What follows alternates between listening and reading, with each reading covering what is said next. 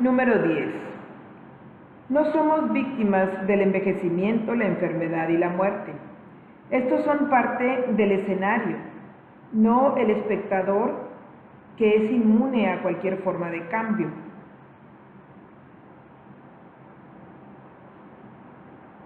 La vida, en su fuente, es creación. Cuando te pones en contacto con tu propia inteligencia interior, te pones en contacto con el núcleo creativo de la vida. En el antiguo paradigma se asignaba el control de la vida al ADN, molécula de enorme complejidad que ha revelado a los genetistas menos del 1% de sus secretos. En el nuevo paradigma, el control de la vida pertenece a la conciencia. Todos los ejemplos citados aquí, de niños que pueden reducir la secreción de hormonas de crecimiento, de estudiantes de medicina que alteran su producción de interleuquinas cuando se sienten nerviosos, de yogis que pueden manipular a voluntad el ritmo cardíaco, indican que los procesos corporales más básicos responden a nuestro estado de ánimo.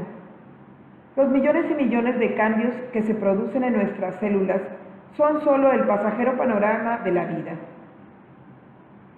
Detrás de la máscara está el que ve, quien representa la fuente del flujo de la conciencia. Va de nuevo. Los millones y millones de cambios que se producen en nuestras células son solo el pasajero panorama de la vida. Detrás de la máscara está el que ve, quien representa la fuente del flujo de la conciencia. Todo lo que yo pueda experimentar comienza y termina con la conciencia. Cada pensamiento o emoción que captura mi atención es un diminuto fragmento de conciencia. Va de nuevo. Cada pensamiento o emoción que captura mi atención es un diminuto fragmento de conciencia. Todas las metas y expectativas que me fijo están organizadas en la conciencia.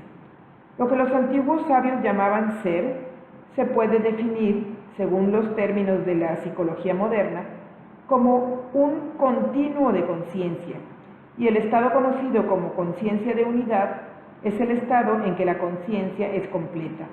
La persona conoce todo el continuo de sí misma sin máscaras, ilusiones, vacíos ni fragmentos quebrados. Como no mantenemos la continuidad de nuestra conciencia, todos caemos en vacíos de un tipo u otro.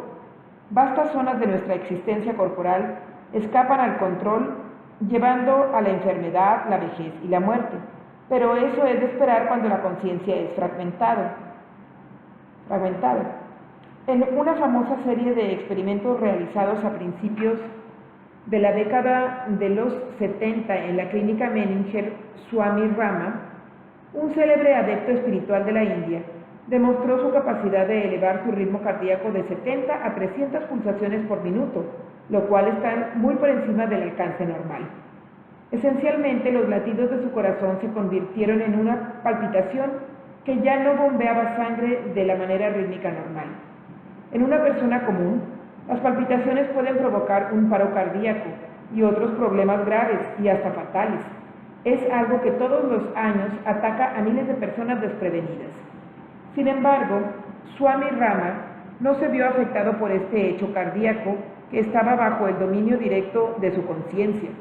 Esto implica que si una persona muere en cuestión de minutos por una interrupción súbita de su ritmo cardíaco normal, esta categoría cubre todo tipo de arritmias, fibrilación, taquicardia, en realidad ha sufrido una pérdida de conciencia.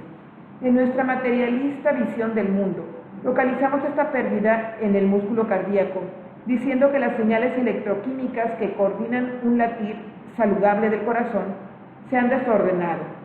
En vez de orquestar sus contracciones individuales en una pulsación pareja y unificada en todo el corazón, muchos millones de células cardíacas caen en contracciones aisladas y caóticas, haciendo que el órgano parezca un saco de serpientes retorcidas. Sin embargo, este horrendo espectáculo, temido por todos los cardiólogos, es secundario. Lo primario es la pérdida de conciencia entre las células del corazón. Esta pérdida de conciencia no es local, sino general. La persona misma ha perdido contacto con los planos profundos de inteligencia que gobiernan y controlan sus células. En verdad, cada célula no es sino inteligencia organizada en diversas capas de patrones visibles e invisibles. Un adepto como Swami Rama nos demuestra que nuestra conciencia no debe ser así, fragmentada y reducida. Si uno se concentra tal como es, se conociera tal como es, comprendería que es la fuente, el curso y la meta de toda esa inteligencia fluyente. Lo que las tradiciones religiosas del mundo llaman espíritu es la totalidad, la continuidad de la conciencia que supervisa todos los fragmentos y las piezas de la conciencia. Son los vacíos en el conocimiento de nosotros mismos los que nos hacen víctimas de la enfermedad, del envejecimiento y la muerte. Perder la conciencia es perder inteligencia. Perder inteligencia es perder el dominio sobre el producto final de la inteligencia, el cuerpo humano. Por lo tanto, la lección más valiosa que puede enseñarnos el nuevo paradigma es esta.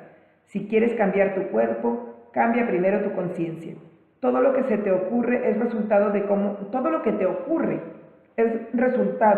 cómo te ves a ti mismo, hasta un punto que podría parecerte muy extraño.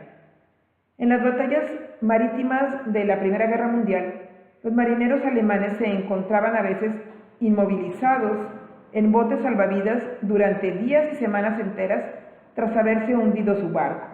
Invariablemente los primeros en morir eran los más jóvenes. Este fenómeno fue un misterio hasta que se comprendió que los marineros mayores, por haber sobrevivido a otros naufragios, sabían que la crisis se podía superar. Los jóvenes que carecían de esa experiencia perecían por verse atrapados en una situación sin esperanzas.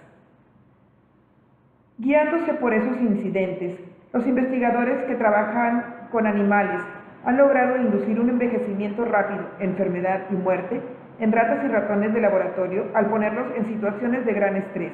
Por ejemplo, se los arroja en depósitos de agua sin ninguna posibilidad de escapar. Los animales que nunca se han encontrado en una situación semejante la perciben como desesperada. Pronto se dan por vencidos y mueren.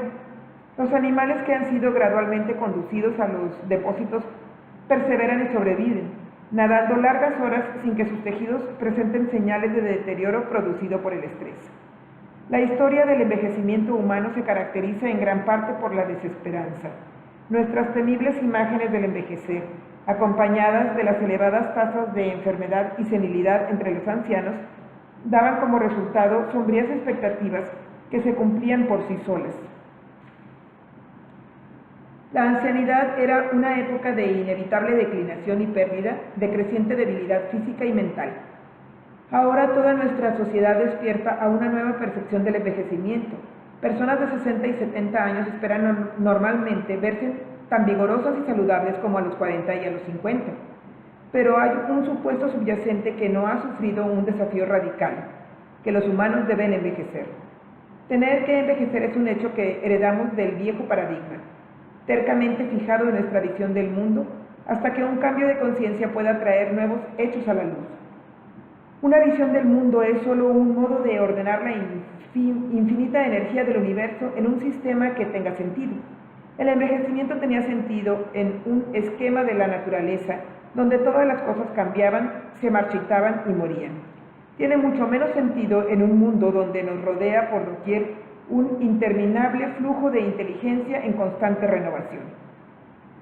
A ti te corresponde elegir qué punto de vista adoptar. Puedes optar por ver que la rosa florece y muere. Puedes optar por ver la rosa como una ola de vida que nunca acaba, pues el año próximo surgirán nuevas rosas de las semillas de esta.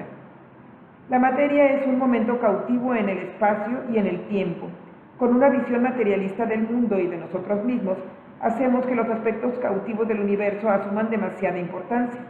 Según este libro vaya desplegándose, quiero que experimentes lo fluida y sin esfuerzo que podría ser la existencia si cambiaras tu visión del mundo. Pese a su sólido aspecto físico, tu cuerpo se parece mucho a un río, semejante al río sagrado que tan bellamente describió Hermann Hesse en su espiritual novela Siddhartha. En dicho libro llega un momento en su Siddhartha el buscador de la iluminación, halla finalmente la paz. Tras años de vagar, termina junto a un gran río de la India, donde una voz interior le susurra: ama este río, quédate junto a él, aprende de él. Para mí, este susurro dice algo sobre mi cuerpo, que fluye y fluye en los procesos de su vida. Como los ríos, mi cuerpo cambia cuando cambia el momento. Si yo pudiera hacer lo mismo, no habría vacíos en mi vida, ni recuerdos de traumas pasados que activaran nuevo dolor, ni expectativas de dolores futuros que me hicieran contraer el miedo. Tu cuerpo es el río de vida que te sustenta, pero lo hace humildemente sin pretender reconocimiento. Si te sientas y lo escuchas, descubrirás que en ti y dentro de ti mora una profunda inteligencia. No se trata de una inteligencia de palabras, pues el conocimiento de las palabras, comparado con los millones de años de sabiduría entretejidos en una sola célula, no parece tan grande. Siddhartha quería aprender del río y escuchar que tiene una tremenda importancia. Hace falta desear la reunión con el flujo del cuerpo para poder aprender de él, y eso significa que debes estar dispuesto a abrirte al conocimiento que fue pasado por alto en tu antigua manera de ver. Hesse proseguía: me pareció que quien comprendiera a ese río y a sus secretos, comprendería mucho más, muchos secretos, todos los secretos. Todo lo que te haya ocurrido está registrado en tu cuerpo, pero lo más importante es que allí hay también nuevas posibilidades. El envejecimiento parece ser algo que te está pasando, cuando en realidad es en gran parte algo que tu cuerpo ha aprendido a hacer. Ha aprendido a cumplir con la programación que tú, el programador, le suministraste. Como mucha de esta programación fue inconsciente, dictada por creencias y supuestos de los que difícilmente tenías conciencia, es importante derruir todo el edificio de ideas que te dio el mundo material tal como lo conoces. Ahora necesitamos regresar al cuerpo, pues la experiencia íntima que tenemos de nuestro yo físico contiene la verdad más personal. El estar a gusto con sus sensaciones de este momento te permite escapar a la sombra de amenaza que pende,